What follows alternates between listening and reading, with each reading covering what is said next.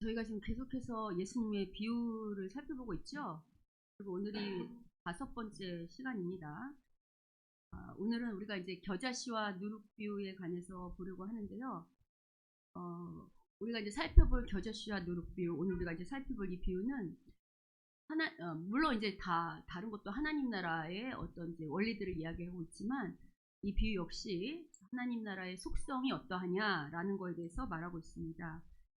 지금 오늘 본문을 보시면 31절을 보시면 하나님 나라가 어떠냐라고 할 때 예수님께서는 지금 겨자씨 비유를 통해서 겨자씨 한 알이 땅에 심긴 후에 일어나는 현상과 유사하다고 말씀하고 계세요. 여러분 겨자씨 본 적 있으세요? 없어요? 전 본 적이 있는데 어릴 때는 이제 이렇게 목사님들이나 혹은 이제 우리 어릴 때는 왜 부흥회 같은 거 많이 했잖아요. 그럼 이제 강사님들이 오셔서 겨자씨를 이제 보여주신 적이 있어요. 그리고 이제 참고로 잠깐 자랑을 하자면 저는 이스라엘도 갔다 와서 직접 눈으로 보기도 했는데 어쨌든 당시에는 겨자씨를 아주 작은 걸 가져와서 우리한테 보여주시면서 겨자씨가 이렇게 작다 막 이래서 우리가 정말 작구나 이렇게 막 생각한 적이 있는데 막상 이스라엘 가서 보니까 겨자씨도 종류가 많더라고요. 그래서 겨자씨가 가장 작은 씨는 아니에요. 보면 깨소금 정도만한 겨자씨도 있고요. 보다 조금 더 작기도 한데 저는 정말 가장 작은 씨인 줄 알았어요. 모든 씨앗 중에. 근데 이제 가장 작은 씨는 아니고 작긴 작지만 모든 씨앗 중에 가장 작은 씨는 아니고 왜 우리가 속담이나 격언처럼 이렇게 작은 거라고 할 때 어떤 거 이렇게 지칭되는 것처럼 겨자씨는 하나의 이제 격언처럼 작은 씨를 대표하는 씨예요. 그러니까 어쨌든 이제 작긴 작죠. 그리고 이제 왜 여기서 이렇게 이런 비유를 사용하셨냐면 오늘 비유를 보시면 오늘 비유에서도 우리가 지난번도 그렇고 계속 살펴보면 예수님의 비유가 좀 과장도 심하고 또 우리 지난주에 농사법하고도 위배되는 가라지 비유할 때도 뽑아내지 마라 이런 것처럼 오늘 비유도 과장도 좀 심하고 상식을 벗어난 이야기로 하세요. 왜냐면 이제 그렇게 강조하고 싶은 게 있겠죠. 근데 여러분 이제 여기 보면 겨자씨가 잘 자라긴 자라. 그래서 이제 아주 잘 자라는 것은 정말 한철 동안 3m까지도 자란다고 해요. 정말 잘 자라죠. 근데 여러분 그럼에도 불구하고 겨자씨는 나무일까요? 풀일까요? 풀이에요. 풀. 나무가 아니라고. 아무리 잘 자란다 할지라도 나무가 아닌 풀이에요. 키는 높을 수 있지만. 근데 오늘 예수님께서 뭐라고 말씀하시냐면 32절을 보시면 천국은 이제 겨자씨를 심은 것 한 알, 그것도 한 알. 31절 보시면 천국은 마치 사람이 자기 밭에 심은 겨자씨 한 알이라고 말씀하는 거 보이세요? 여러 개도 아니고 아주 한 알. 그러니까 아주 이제 작은 거 한 알인데 이게 이제 작지만 자란 후에는 뭐보다 커서 뭐가 된대요? 풀보다 커서 뭐가 된대요? 이게 이제 상식적이진 않아요. 아무리 자라도 나무가 될 수는 없잖아요. 근데 지금 예수님은 하나를 심었는데 이게 풀보다 커서 나무가 된다고 말해요. 근데 이 비유가 뭐를 말하냐면 하나님 나라의 속성을 말한다고 했죠. 그러니까 이제 지금 왜 이렇게 말씀하시냐면 예수님께서는 구약의 말씀을 염두에 두고 이 비유를 말씀하신 것 같아요. 왜냐하면 구약에서 나무는 아주 큰 제국, 큰 나라를 상징해요. 특별히 이제 다니엘서 4장 10절부터 12절 같은 데를 보시면 이런 말씀이 등장하거든요. 대표적인 예요. 우리 같이 한번 읽어보도록 하겠습니다. 다니엘 4장 10절부터 12절 읽겠습니다. 시작. 내가 침상에서 나의 머릿속으로 받은 환상이 이러하니라. 내가 본즉 땅의 중앙에 한 나무가 있는 것을 보았는데 높이가 높더니 그 나무가 자라서 견고하여 지고 그 높이는 하늘에 닿았으니 그 모양이 땅끝에서도 보이겠고 그 잎사귀는 아름답고 그 열매는 많아서 만민의 먹을 것이 될 만하고 들짐승이 그 그늘에 있으며 공중에 나는 새는 그 가지에 깃들이고 육체를 가진 모든 것이 거기에서 먹을 것을 얻더라. 자, 이 구절에 이제 우리가 잘 봐야 되는 게 나무가 자라서 견고해지고 높이는 하늘에 닿았고 모든 것들 들짐승도 그 나무의 그늘에 있고 공중에 나는 새도 그 가지에 깃들인다 라면서 이제 이런 이야기를 하는데 이건 어떤 문맥에서 나온 이야기냐면 이 다니엘서 4장은 그리고 이제 이스라엘이 멸망해서 바벨론의 포로로 잡혀가잖아요. 그때 이제 느부갓셀 왕이 꿈을 꿔요. 느부갓셀 왕이 꿈을 꾸는데 예전에는 꿈을 꾸면 우리 요셉 때도 마찬가지지만 그 꿈이 이제 너무 확실하고 좀 이상하면 해몽가들 꿈을 이제 해석해주는 사람들을 불러서 꿈을 해석해달라고 요구하잖아요. 그러니까 느부갓네살 왕도 이 꿈이 너무 신비하니까 당시에 이제 그 바빌론의 술사들이나 해몽가들을 불러서 이 꿈을 해몽해달라고 얘기를 해요. 근데 아무도 이 꿈에 대해서 해석해줄 수 있는 사람이 없는 거예요. 바벨론 모두에. 근데 이때 누가 등장하냐면 바로 다니엘이 등장해요. 그래서 다니엘이 이 꿈을 해석해 주는데 뭐라고 해석해 주냐면 왕이시여 이 나무 땅의 중앙에 이 큰 한 나무는 바로 바벨론 왕 당신입니다. 당신의 권세가 그러니까 예전의 제국은 왕의 권세가 곧 그 나라의 권세잖아요. 그러니까 당신의 권세가 하늘처럼 자라서 온 세상에 미치는 것처럼 일어나는 일들이 실제로 일어날 겁니다. 이 꿈이 이제 그런 걸 말하는 겁니다. 그러니까 바벨론의 제국이 워낙 커져서 모든 나라가 바벨론 안에 들어오는 그런 꿈입니다. 라고 말해요. 그러면서 이제 여기에는 나오지 않지만 문맥 가운데 다니엘이 무엇을 얘기해 주냐면 이 느부갓네살 왕한테 그러나 당신의 이러한 권세는 영원하지 않을 것이다. 진정한 권세는 당신보다 지극히 높으신 즉 하나님께만 있다. 그래서 하나님이 어떻게 하시냐면 이렇게 세상을 바라보시다가 물론 사람이 다스리지만 하나님이 그 사람을 택하신다. 하나님의 뜻대로 다스릴 사람을 얼마든지 하나님은 택하실 수 있다. 그러니 하나님께서 온 세상을 다스리는 것을 당신이 깨달은 후에야 진정으로 깨달은 후에야 이 당신이 꾼 꿈처럼 당신의 나라가 견고해질 거다. 그러니까 이제 앞으로 당신은 하나님이 세상의 주인인 것을 믿고 왕으로서 가난한 자, 약자 모른 척 하지 말고 그들 잘 돌볼 뿐만 아니라 공의와 정의를 실현하는 왕이 되라. 그러면 당신의 나라가 장구할 것이다. 영원할 것이다. 라는 이야기를 한 속에서 나오는 거예요. 실제로 느부갓네살 이 꿈을 꾼 왕은 실제로 하나님을 인정하고 이제 우리 왜 애굽에도 바로 그러면 애굽의 모든 왕을 파라오로 이렇게 하는 것처럼 이거 느부갓네살 1세, 2세, 3세, 4세가 있는 것처럼 느부갓네살 왕 그러면 바벨론의 왕들을 지칭하는 말이에요. 근데 이제 이 꿈을 꾼 왕은 어쨌든 중간에 한번 하나님을 인정하고 그래서 나라가 견고해진 실제 역사가 있어요. 그러니까 그런 맥락에서 이야기를 하는데 여하튼 구약에서는 이런 나무가 상징하는 게 뭐냐면 큰 제국, 강건한 나라를 상징할 때 이런 나무를 상징해요. 특별히 예수님께서 이걸 이렇게 비유로 말씀하시면서 겨자씨를 비유로 말씀하시면서 나무를 언급하신 것이 이런 하나님 나라가 이 다음에 장성해서 큰 나라가 될 것이라는 그런 이야기를 하는 것은 마가복음 4장을 통해서도 더 확실히 알 수 있는데요. 여기 보면 아까 잠깐 앞에 보면 그 나무 그늘에 있다고 이야기 나오잖아요. 근데 여러분 오늘 같은 비유를 말하는 마가복음 4장 30절 32절을 보면 마태복음에는 없는 구절이 등장하는데 뭐냐면 바로 이 그늘이에요. 마태복음에는 그냥 공중의 새들이 와서 깃들인다 그러는데 마가복음은 공중의 새들이 어디 와서 깃들인다고 말하냐면 그늘을 강조함으로써 아까 다니엘서 그 영원한 제국을 더 이야기해요. 그러니까 이제 이걸 뭘 얘기하고 싶냐면 예수님은 겨자씨 비유를 통해서 지금 겨자를 나무라고 지칭하셨잖아요. 그러니까 하나님 나라가 앞으로 큰 제국처럼 큰 나라가 될 거라고 말씀하고 싶으신 거예요. 더욱이 이제 공중의 새들이 와서 그 깃들인다라고 표현하는 것은 앞서도 본 것처럼 구약의 여러 구절에서 제국의 어떤 큰 나라가 쓰면 그 밑에 보호를 받는 나라들을 상징할 때 공중의 새들이 와서 깃들인다 이렇게 말을 하는 거예요.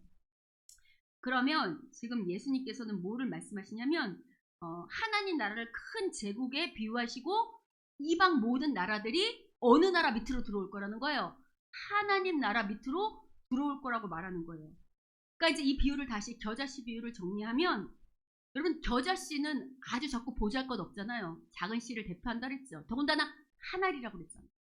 그러니까 하나님 나라의 시작은, 이게 하나님 나라 비유라고 할 때 하나님 나라의 시작은 겨자씨 한 알처럼 아주 작고 미미하고 보잘것없어 보인다는 거예요. 그러나 나중에 후에는 풀보다 훨씬 커서 아주 공중의 새들이 다 깃들처럼 큰 나무가 되는 것처럼 결국에는 온 세상에 영원한 나라는 하나님 나라밖에 없으며 모든 이방 나라들이 누구의 나라 안으로 귀속된다는 거예요. 하나님 나라 안에, 그 영향력 안에 들어오게 된다고 겨자씨 비유를 통해서 말씀하시는 거예요. 그럼 실제로 이 땅에 이제 새롭게 하나님 나라가 다시 시작된 게 누가 오심으로 말미암아라고 했죠? 그렇지, 예수님께서 이 땅에 오심으로 이 땅에 새로운 하나님 나라가 이미 시작됐다라는 거 이제 우리가 다 알고 있죠. 그럼 여러분 잘 생각해 보세요. 예수님께서 이 땅에 오실 때 예수님 당시에 가장 큰 나라는 바로 로마였어요. 그러면 그분이 오실 때 우리의 이 타락한 세상의 관점으로 보면 이 땅에 하나님 나라를 세우려면 작고 미미한 곳에 세우겠어? 아니면 큰 곳에 빵 하고 터뜨려야겠어요? 그러면 예수님께서 어디로 오셔야 되냐면, 타락한 세상의 관점으로 보면 로마 제국, 그것도 로마의 수도에 오셔야 된다고. 근데 예수님이 어디로 오셨냐면 가장 변방에, 가장 작은 땅에, 누가 알아주지도 않는 이스라엘, 그것도 우리가 아는 것처럼 갈릴리 나사렛 출신이다라고 말할 만큼 정말 누가 알아주지 않는 촌구석에 오셨잖아요. 더군다나 예수님은 이왕 오실 거 하나님 나라의 아들, 그럼 왕인데 로마 제국 황제의 아들로 오지 않고 어디의 아들로 오셨냐면 가장 천한 나사렛 출신일 뿐만 아니라 목수의 아들로 오셨어요. 누가 알아주지 않는. 그리고 복음을 전파할 때도 우리 생각에는 이스라엘 땅에 어떤 가장 큰 도시, 힘 있는 곳, 그럼 예루살렘이잖아요. 그러면 우리도 성공하려면 서울로 가야 된다 이렇게 하는 것처럼 복음을 만약에 시작한다, 그럼 어디서부터 시작해야 되겠어요? 예루살렘부터 시작해야 되죠. 여러분 복음서를 잘 읽어보시면 예수님은 어디서부터 시작하셨는지 아세요? 북이스라엘. 그러니까 당시 예루살렘 사람들이 천하고도 하고 여겼던 갈릴리에서 시작하셨어요. 저 총구석. 우리 저 사마리아 개라고 할 만큼 북이스라엘 사람들 안 좋아한다 그랬죠. 그런 갈릴리 총구석에서 시작하셨다고. 이처럼 예수님이 이 땅에 복음을, 하나님 나라를 시작한 것도 세상 사람들이 볼 때는 전혀 알 수도 없고 보이지도 않고 이해할 수도 없을 만큼 아주 작고 미미하게 아주 작은 데서 시작하셨다고요. 그런데 여러분 잘 생각해 보시면 예수님이 십자가에 돌아가신 직후에 한 세대도 지나지 않은, 그러니까 40~50년도 채 지나지 않아서 이 복음이 어떻게 됐죠? 예루살렘뿐만 아니라 전 이스라엘뿐만 아니라 소아시아, 로마까지도 다 전파됐다고. 우리 신약 성경에 로마서 있잖아요. 그 로마 교회에 보내는 거거든. 그러니까 채 50년도 지나지 않아서 복음이 이렇게 확산되는 거 보이세요? 그러니까 이처럼 예수님이 당시에, 예수님 돌아가시지 한 세대도 지나지 않아서 이미 하나님 나라의 영향력이 이렇게 그 당시 로마에까지 미쳤다는 것은 오늘 비유가 상징하는 거고 맞아? 떨어지죠. 그리고 오늘날 이로서는 어떻게 됐죠? 복음이 전 세계에 모든 민족에 퍼져서, 우리가 지난주에 얘기했잖아요. 이 땅에 하나님 나라가 섰다는 걸 어떻게 말할 것이냐 라고 할 때 어떻게 말해야 된다 그랬죠? 통치권으로 말한다. 통치권. 누구의 통치를 받느냐? 그렇지. 그래서 오늘날 주님의, 예수님의 통치를 받는 사람들이 전 세계 민족 가운데 방방곡곡에 있잖아요. 그죠? 그러니까 이처럼 오늘 겨자씨 비유는 하나님 나라의 시작은 미미해 보이지만 그 마지막은 정말 모든 나라가 하나님 나라 안에 들어올 것인 것을 이야기할 뿐만 아니라 지금은 그 과정 중에 있다. 왜냐하면 예수님이 다시 오실 때가 완전한 하나님 나라가 완성될 때잖아요. 그러니까 이 과정 가운데도 계속해서 성장하고 있다. 계속해서 하나님 나라의 영향력은 확장하고 확산될 것이다 라고 말하고 있어요. 그리고 실제로 하나님 나라가 이렇게 엄청난 영향력을 가지게 될 것이라고 말하는 건 예수님의 말씀만이 아니고요. 이미 구약에서 하나님께서 예언하셨던 일이에요. 그래서 에스겔 17장 23절을 보시면 우리 같이 한번 읽어보도록 하겠습니다.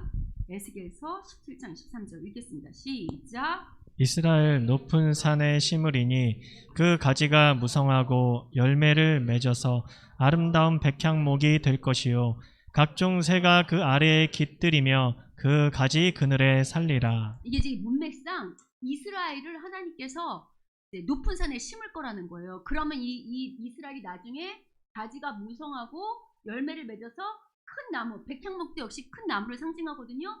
그러면 아까 각종 새, 아까 말했죠. 새가 상징하는 거 여러 나라들이 그 안에 깃들일 거라고 이미 에스겔서가 이제 하나님 나라, 영원한 미래에 도래할 하나님 나라를 말하는 건데 거기에서도 이미 말씀하고 있었죠. 그리고 이제 다음에 등장하는 누룩 비유 있죠. 우리가 누룩 비유를 읽었는데 누룩 비유 역시 이 겨자씨 비유랑 같은 맥락에서 이야기하고 있는 거예요. 여러분 오늘 본문 누룩 비유 33절을 보시면 이 비유 역시 상식을 벗어난 과장된 비유로 메시지를 전해요. 여러분 여기 보시면 하나님 나라는 마치 여자가 가루 몇 마리라고 그래요? 서말. 우리는 이제 이게 개념이 없어서 서말 그러면 이게 어느 정도 양인지 잘 모르는데 이건 상당히 많은 양이에요. 여기서 말로 이렇게 번역된 헬라어 사톤은 이제 이게 어떤 단위가 되냐면 한 사톤이 약 13리터예요. 13리터 아시죠? 1리터짜리 13병. 그럼 여기서 서말 그러면 몇 리터냐면 39리터죠. 약 40리터예요. 그럼 보통 가정집에서 빵 만들 때 40리터에 만들어요? 어마어마하게 많은 양이죠. 이 정도 양이면 군인들로 치면 장정 100명이 먹을 수 있는 양이래요. 그러니까 이제 이것도 아주 크게 이제 대조하기 위해서 아까도 겨자씨가 아주 작지만 하나님 나라는 아주 크다라는 것을 대조하기 위해서 작고 큰 것을 대조하기 위해서 겨자씨를 가지고 과장되게 묘사하신 것처럼 지금 이것도 마찬가지로 평범하지 않은 그러니까 많은 양의 밀가루와 이제 여기서 누룩은 아주 작거든요. 누룩은 소량이잖아. 그러니까 소량의 누룩을 대조함으로 말미암아서 그 소량의 누룩이 가져올 결과에 대해서 이야기하기 위해서 이 비유 역시 이제 예수님께서 좀 과장해서 서말 이렇게 말씀하시는 거죠. 자, 그러면 이제 보면 이것도 마찬가지예요. 지금 이 서말이면 엄청난 양이죠. 엄청난 양인데 거기다가 누룩을 조금만 놓는데 이게 이제 나중에 어떤 영향을 끼치냐면 여러분 누룩을 넣으면 밀가루가 어떻게 되죠? 그냥 부풀죠. 그러니까 이게 이제 점점점 부풀어가지고 아주 큰 덩어리가 될 거 아니에요. 그러니까 이제 이건 뭘 얘기하냐면 앞서 말한 것처럼 소량의 누룩이지만 하나님 나라는 소량의 누룩과 같이 넣지만 그것이 누룩이 보일 때는 소량이지만 이 부푸는 것은 어마어마하게 부풀게 하잖아요. 그러니까 하나님 나라가 어느 날 갑자기 커지는 게 아니라 여러분 이제 빵 부풀게 해보시면 알겠지만 이스트나 누룩을 넣었다고 금방 부푸나요? 아니면 좀 기다려야 되나요? 그렇지. 이렇게 해놓고 모른 척하고 몇 시간 기다려야 부푸는 것처럼 처음에는 누룩처럼 소량이고 미미해서 아무 일도 일어나지 않는 것처럼 보이지만 시간이 지나면 그게 점점 누룩의 영향이 커지고 확장되고 확산돼서 마치 반죽을 크게 부풀리는 것처럼 하나님 나라가 커질 거다라고 말하는 거예요. 아까 말한 것처럼 겨자씨 비유랑 같은 이야기를 하고 있죠. 실제로 여러분 예수님이 전한 이 복음으로 이제 시작된 하나님 나라는 아까 앞서서 언급한 것처럼 한 세대 만에 로마를까지 퍼져나갔다고 한다면 이제 점점 유럽까지 퍼져나가서 중세 시대에는 교회가 정치보다 위에 있을 만큼, 그죠? 힘을 가진 만큼 이 복음의 힘이 어마어마한 영향력을 가지게 됐다고요. 그래서 여러분 오늘날 유럽에 가보시면 유럽의 도시들이 되게 아름답잖아요. 물론 저도 안 가봤어요. 근데 이제 왜 우리 텔레비에서 무슨 세계 테마여행 이런 데 보면 유럽이 되게 고풍스러워 보이잖아요. 건물도 멋있고. 근데 여러분 그렇게 고풍스러운 건물들을 대표하는 대다수의 건물이 뭔지 아세요? 교회예요. 맞아요. 성당이나 교회예요. 대표적인 유럽의 교회들은 거의 다 교회 건물이라고.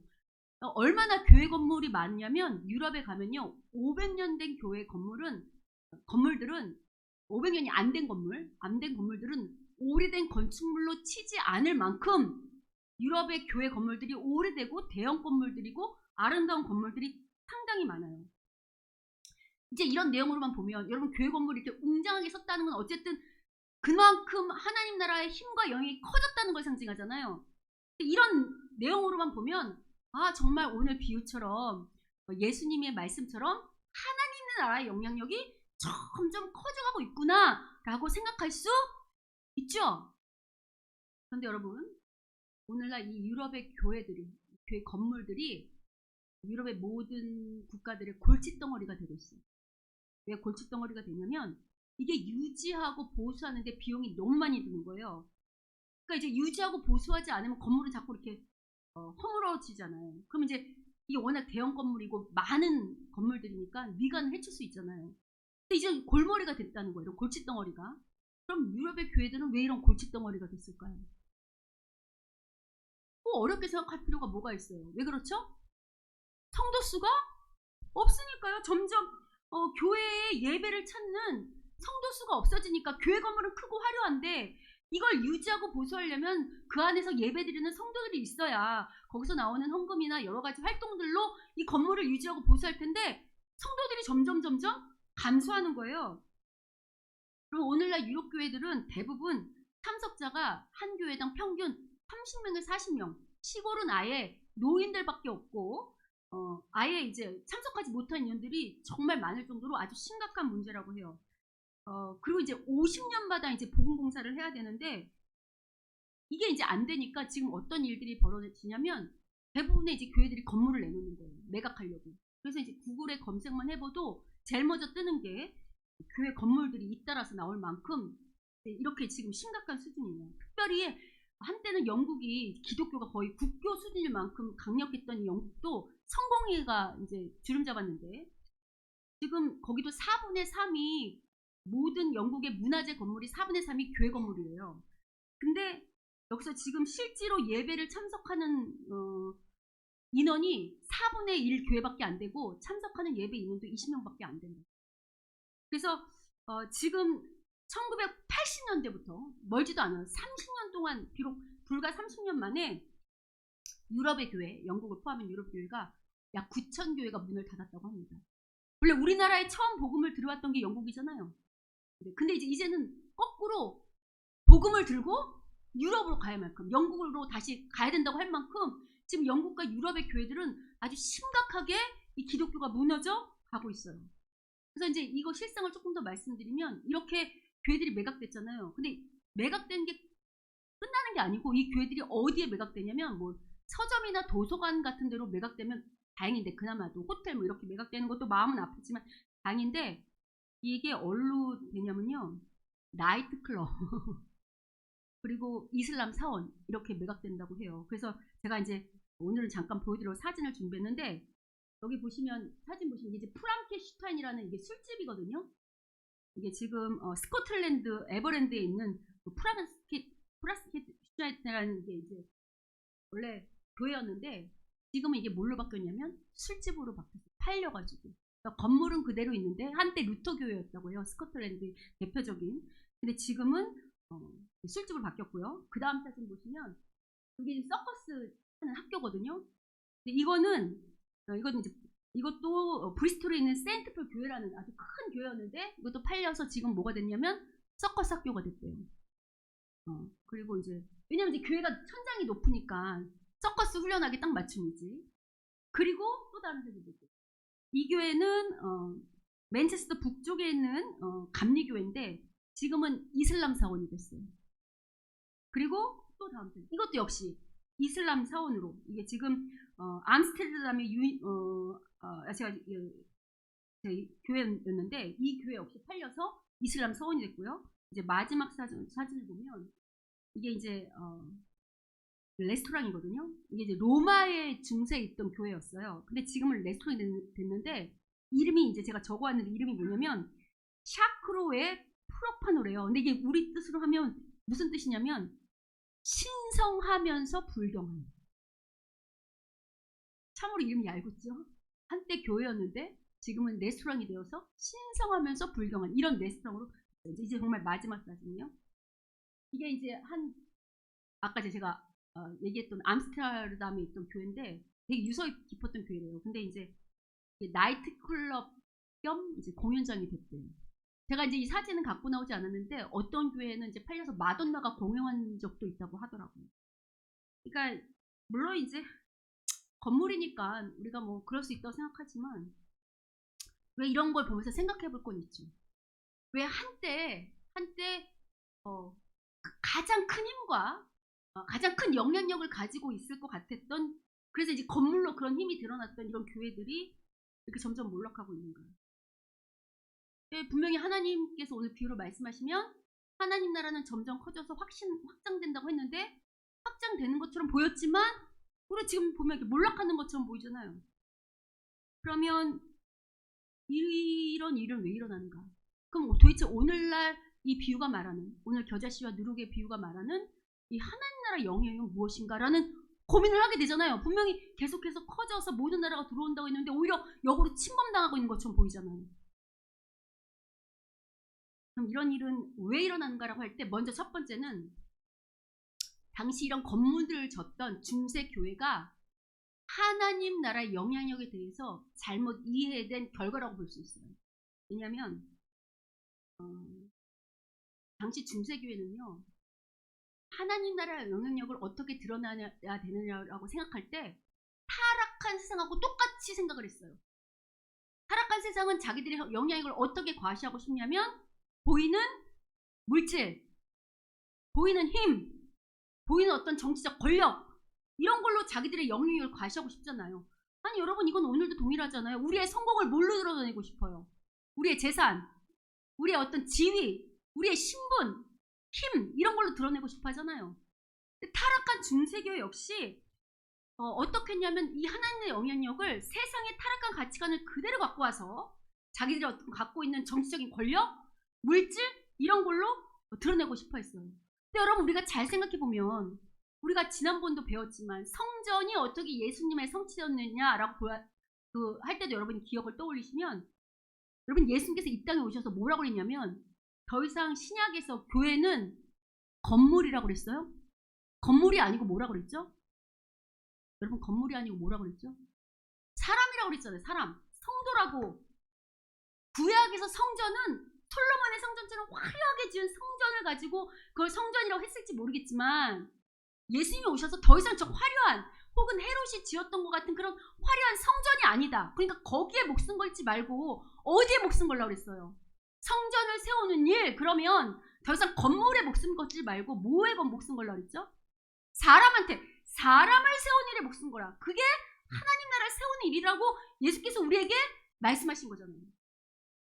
그럼 중세교회 역시 자신들이 하나님 영향력을 세우려고 한다면, 물론 예배를 잘 드리기 위해서 건물을 지을 수 있겠지만 동시에 그들이 그 영향력을 잘 발휘하려고 한다면 어디에 관심이 있어야 돼요?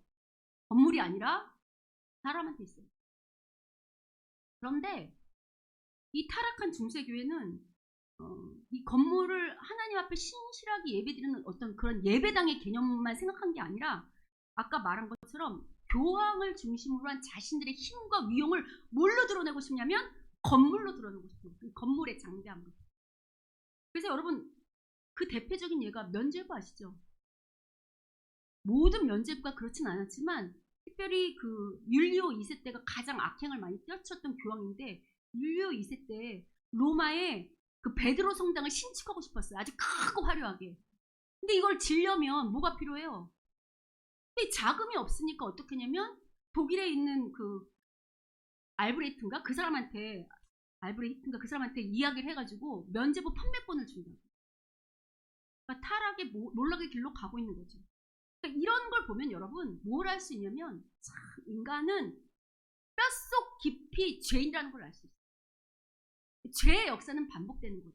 왜냐하면 그럼 구약의 이스라엘을 잘 떠오르시면 원래 구약의 이스라엘이 신분이 뭐였죠? 어디 출신이에요? 애굽의 종이었어요. 하나님이 구원해 주시지 않았으면 이스라엘은 대대손손 뭘로 살아야 돼요? 애굽의 노예로 살아야 돼요. 자유가 없는. 근데 하나님이 그들을 구원하셔서 자유를 주셨죠. 애굽이 상징하는 게 죄라고 했잖아요. 타락한 죄. 원래 죽어야 되는 건데 구원하셔가지고 살려주셨죠. 자유도 주셨죠. 자유만 주신 게 아니고 모두 선물로 주셨냐면 땅도 주셨잖아요. 땅. 이 땅에서 잘 누리면서 살아라.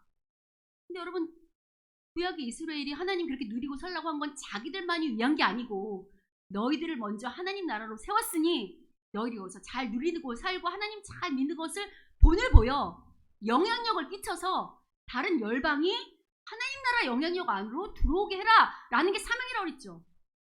근데 이스라엘 처음에 그렇게 시작했는데 50년도 지나지 않아서 사사기 같은 거 보면 혹은 그 위에 보면 어떻죠? 세상과 똑같아요.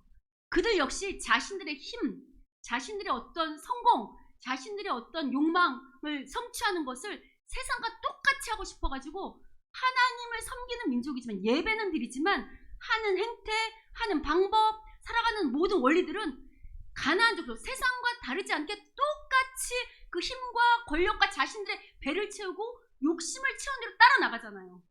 그래서 멸망한 거잖아요.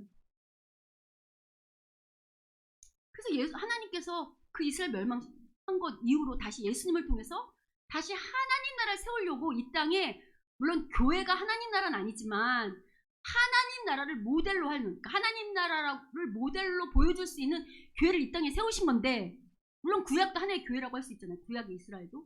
근데 신약에 세워진 교회도 역시 어떻게 해요? 타락한 이스라엘 역사를 어떻게 하고 있죠? 반복하고 있다는 것을 이런 역사들이 우리한테 지금 보여주고 있는 거예요.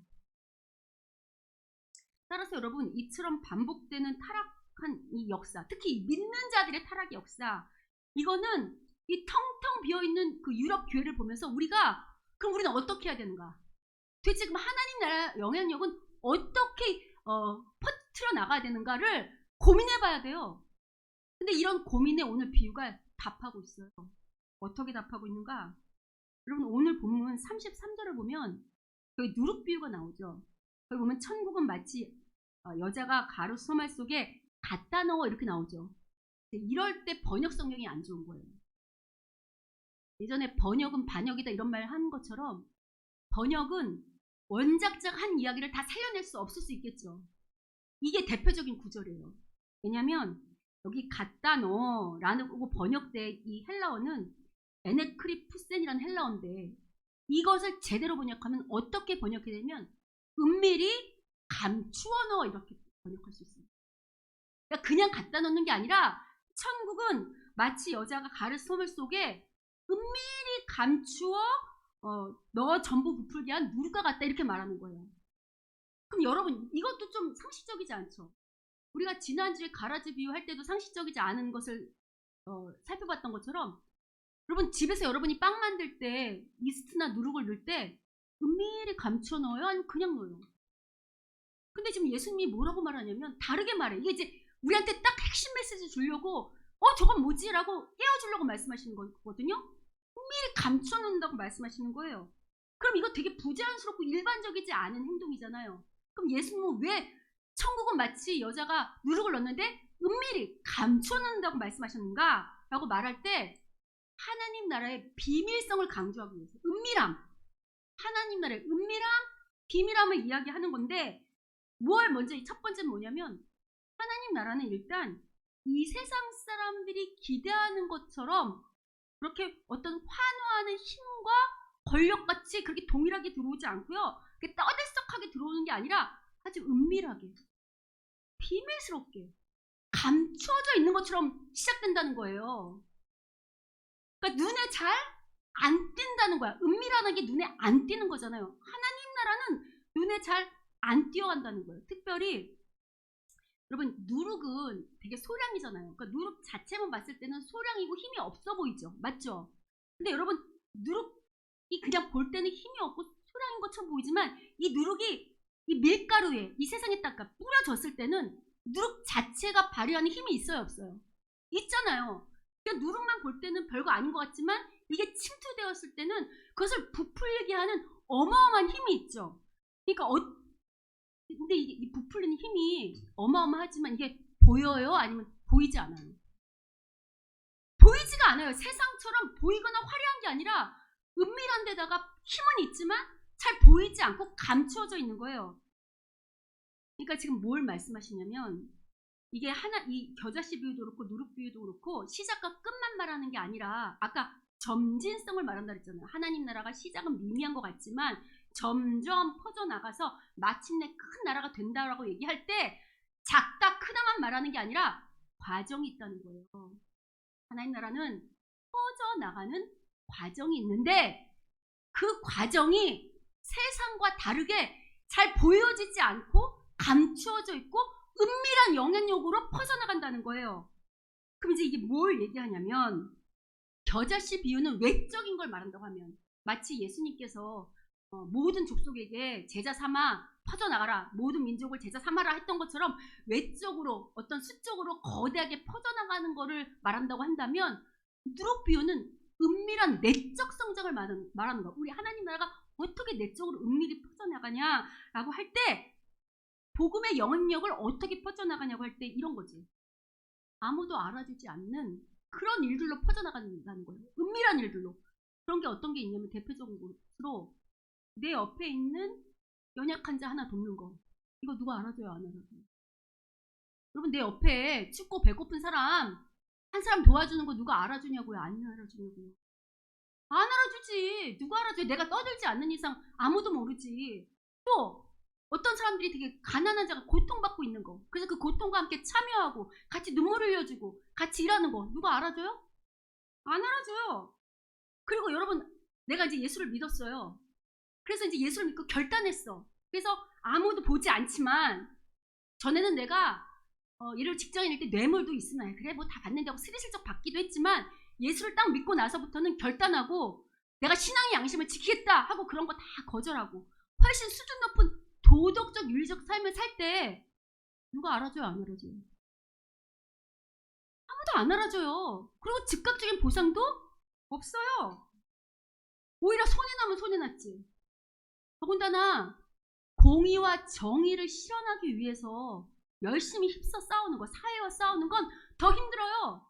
그럼 오늘날 잘 보세요. 정치권 같은 데 돌아가는 거 보시면 미안하지만 누가 부자로 살고 누가 힘을 과시해요. 다 부정부패하고 줄잘 서고 그럼 공의와 정의를 고민하는 사람들은 계속해서 낙마하거나 실현이 닥친다고. 그러나 기득권하고 공생하는 사람들은 계속해서 더 배를 불리는 일에 더 많이 누리고 살잖아요. 그리고 그 자녀 대대손손.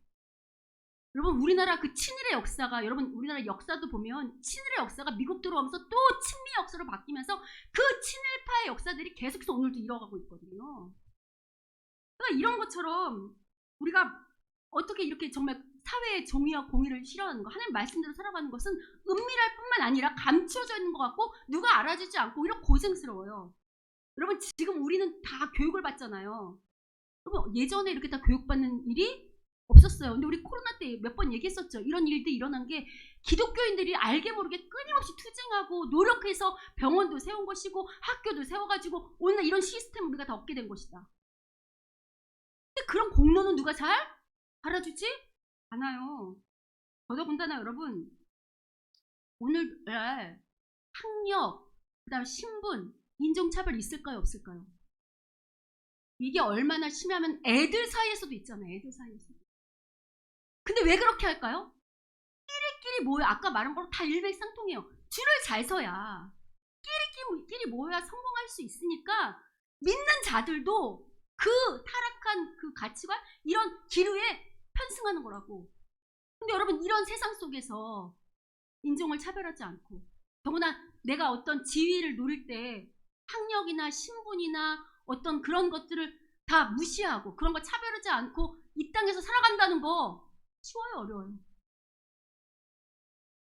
근데 지금 뭐라고 말씀하시냐면 하나님 나라는 힘들고 어려워도 이렇게 누가 아무도 알아주지 않는 은밀하고 보잘것없고 소량 같아 보이는 이런 누룩과 같은 일들을 통해서 알게 모르게 퍼져나가고 확산돼 간다는 거예요.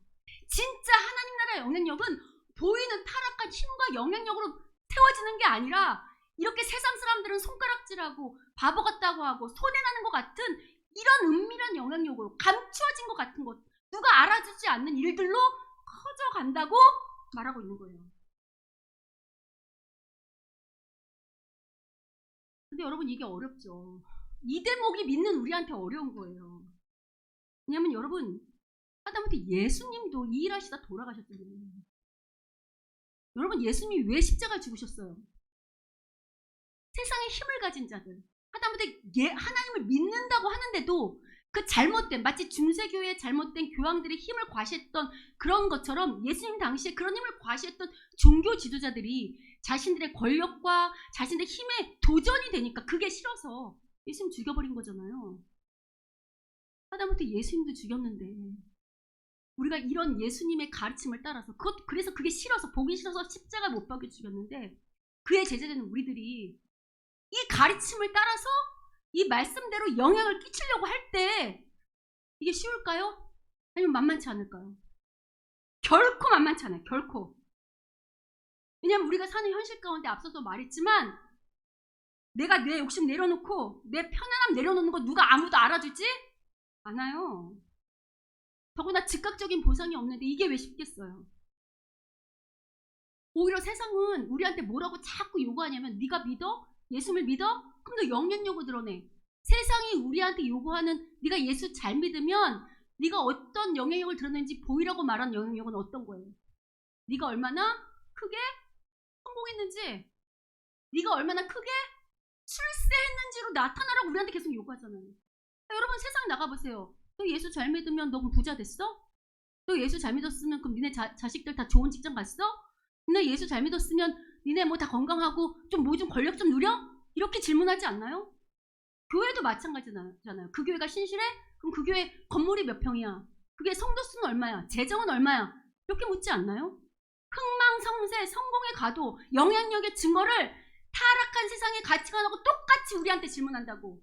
그러니까 우리도 이 질문에 못 이기니까 중세교회 교황들도 자꾸만 어디로 가요? 그쪽으로 가는 거예요. 믿는 우리들도 똑같죠. 자꾸 그 유혹을 받으니까 이러면 안 되나 보다, 우리의 영향력을 이렇게만 드러내면 안 되니까 하고 세상으로 나가는 거 아닐까요? 여러분, 이 두 가지 갈림길에서 그럼에도 불구하고 결단해서, 여러분, 바울을 생각하시면, 바울은 마지막 디모데후서를 쓸 때 제가 여러 번 언급했지만, 디모데한테 나 올 때 외투 하나만 갖다 줘라고 쓸 만큼, 그 무슨 얘기냐면 한겨울인데 패딩도 하나 안 갖고 있을 만큼 뭐가 없었다는 거예요. 그걸 오늘날의 관점으로 보면 바울이 얼마나 실패한 사람같이 보여요. 근데 신약이 말하는 제자 삶의 보는 바울이라고, 구약의 제자의 삶의 어떤 보는 요셉이라고 한다면, 구약은 예수님을 잘 믿는, 하나님을 잘 믿는 게 성공, 물질의 성공과 비례한다 그러잖아요. 그래서 요셉처럼 총리가 되는 것으로 나타날 수 있다면 신약은 그렇지 않아요. 신약은 훨씬 더 우리 내면적인 것을 말한다고. 네가 얼마나 이 땅의 죄와 싸워서 하나님의 거룩함을 지켰느냐, 그 구별됨으로 복음을 증거하는 영향이 있는 삶을 살았느냐. 근데 이게 어렵다고. 왜? 믿는 우리조차도 이런 관점으로 우리를 바라보지 않기 때문에. 그러니까 우리도 괴로워. 믿는 나도 괴롭고 서로가 바라보는 것도 괴롭고. 근데 여러분, 오늘 비유는 분명히 말하고 있어요. 하나님 나라 영향력은 보이는 세상적인 힘으로 절대 드러나는 게 아니다. 하나님 나라는 감추어진 것 같고, 은밀한 것 같고, 그리고 아무도 모르게 확산되어 간다. 누구를 통해서? 우리처럼 이름 없는 무명의 소시민들, 무명의 주님의 제자들, 힘없고 약한 우리 같은 사람들의 오늘의 결단의 삶, 아무도 알아주지 않지만 그래도 최선을 다해서 주님 앞에 헌신하려고 하는 이 믿음의 삶을 통해서 퍼져나간다고 말하고 있는 거예요. 근데 여러분, 안타까운 게 뭔 줄 아세요? 어쩌면 우리 믿음의 선배들은 우리보다 말씀의 지식이 없었을지 몰라요. 왜냐면 그때는 그냥 성령 받아라, 그냥 기도해서 이게 다였어요. 근데 그럼에도 불구하고 나름대로 우리 믿음의 선배들은 하나님 나라를 위하여 자신의 전부를 던진 헌신이 있었어요. 근데 오늘날은 예배 드리는 게 헌신이라고 생각하는 시대에 도래했어요. 교회 예배 참석해주고 헌금해주고 또 교회에서 조금 주일 나와서 뭐 여러 가지 있잖아요, 활동들 하면 그게 헌신이라고 생각하는 시대에 도래했어요. 여러분, 죄송하지만 예배는 기본 의무예요. 예배 드리고 기도하고 말씀 읽고 그 다음에 헌금 생활은 성도의 기본 의무지 헌신이 아니에요.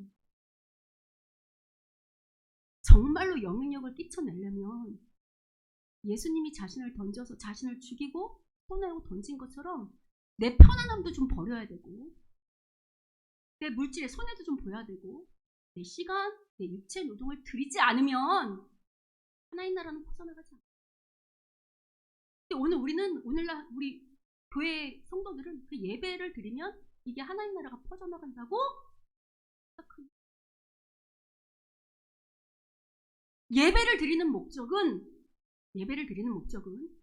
주일 예배의 말씀과 하나님을 만남으로 이 교제를 통하여 우리의 이 힘든 마음, 이 세상과 싸울 수 없어 뒤로 물러난 이 마음을 다시 한번 추스려서 그래, 내가 지난주는 넘어졌지만, 내가 지난주는 뒤로 물러났지만 오늘 이 예배를 통해서 아니야, 그래도 하나님 말씀대로 살아야 돼. 내가 비록 손해나는 것 같고 내가 없는 것 같고 안 보이는 것 같지만 그래도 하나님 말씀대로 살아야 되라는 힘을 얻어서 다시 한번 나가기 위해 예배 드리는 거지, 예배가 하나님 앞에 하는 헌신이 아닙니다.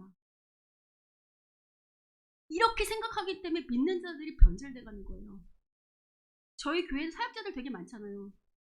저는 저를 포함해서 요새 많은 고민이 돼요. 어떤 고민이 되는가? 오늘날 우리 사역자들이 정말 하나님 앞에 사역자인가? 아니면 직장인인가? 일반 직장인도 월급 받고 자기 할 일만 하고 왔다 갔다 하는 것처럼 오늘날 과연 우리 이 사역자들이라고 부름받은 우리들이 정말 일반 성도들보다 헌신하고 내 시간에 뼈를 깎고 손해를 보고 마음과 뜻과 목숨을 다하고 정성을 다해서 헌신하고 있는가? 라는 고민이 많이 되는 시대인 것 같아요. 저를 포함했어요. 직장인으로 전락할까봐 무서워 죽겠어요.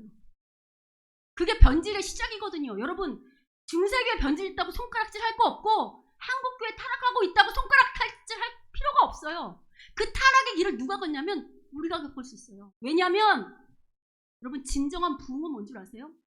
중세교회 개혁이 일어났죠. 예수님께서 이 땅에 오셔서 잘못된 유대 종교를 개혁하셨고, 그죠? 또 중세시에 잘못된 것을 루터나 칼빈이 개혁한 것처럼 진정한 부흥이라는 것은 날마다 개혁하는 걸 말해요. 그때 일어나는 걸 부흥이라고 말한다고. 성도가 단순히 말아지는 게 부흥이 아니에요. 진정한 부흥은 날마다 우리가 하나님 앞에서 개혁하는 이 몸부림을 치지 않으면 목사 아니라 그 어떤 직분을 가져도 다 타락할 수밖에 없어요. 그게 인간의 죄의 역사예요. 우리 안에 뿌리 깊은 편안함, 욕심을 추구한, 내 안위만을 추구하는 이 이기적인 이 죄 욕심이 우리 뼛속 깊이 있다는 것을 날마다 상고해야 돼요. 그렇지 않으면 하나님 나라의 영향력은 아까 말한 중세교회처럼, 우리도 어쩌면 우리 한국교회도 얼마 시간이 지나지 않아서 유럽교회처럼 텅텅 빌 수 있는 그런 시대가 올 수 있어요. 실제로 제가 요새 많이 받는 전화 중에 하나가 교회 문을 닫는다. 왜냐면 어려워서 코로나 겪으면서 성도들도 많이 없어지고 유지하기가 힘든 거예요. 그러니까 교회 문 닫는다. 혹은 뭐 더 다른 데로 간다. 이런 이야기들이 많이 들리고 있거든요.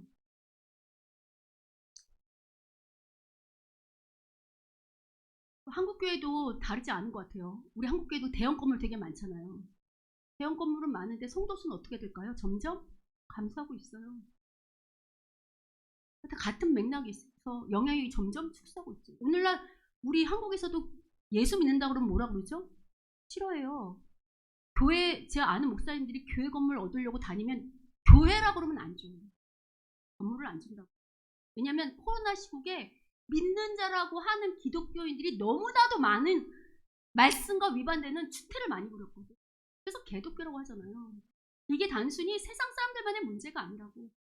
누구를 돌아봐야 되냐면 우리 자신을 돌아봐야 돼요. 그래서 여러분, 오늘 이 말씀으로, 오늘 드린 예배로 뭐 다른 사람 말할 거 뭐 있겠어요. 저를 포함해서 우리 각자의 삶을 점검했으면 좋겠어요. 나는 정말로 하나님께서 이 땅에 은밀히 심겨놓은 누굴과 같은 제자인가? 그런 신앙을 펼쳐나가고 있는가? 아니면 사회인인가? 그냥 세상과 다르지 않은 종교인인가? 주일날 예배만 찍고 가는 종교인인가? 돌아봤으면 좋겠어요. 우리 사역자들도 마찬가지예요. 나는 정말 사역자인가? 아니면 직장인인가? 알아요. 저도 예수 믿는 게 쉽지 않더라고요. 말씀대로 사는 게 힘들 때가 많아요. 포기하고 싶을 때도 많고. 왜냐하면 앞서 말한 것처럼 예수 믿는 일은 즉각적인 보상이 잘 안 돼요. 누가 잘 알아주지도 않아요. 계속해서 마치 예수님이 손가락질 받았던 것처럼 손가락질 받아야 되는 일들이 발생해요. 그럼에도 불구하고 이 길을 가야 되잖아요. 맞죠? 포기해야 되나 여러분? 가야 되겠죠. 그래서 우리가 모여서 예배드리는 같이 서로 다시 한번 으쌰으쌰 맞다! 이 길이 맞다! 설사 알아주지 않더라도 이 길만이 살 길이요? 이 길이 주님이 가신 길이다! 이러려고 우리가 이 예배 드리는 거라고.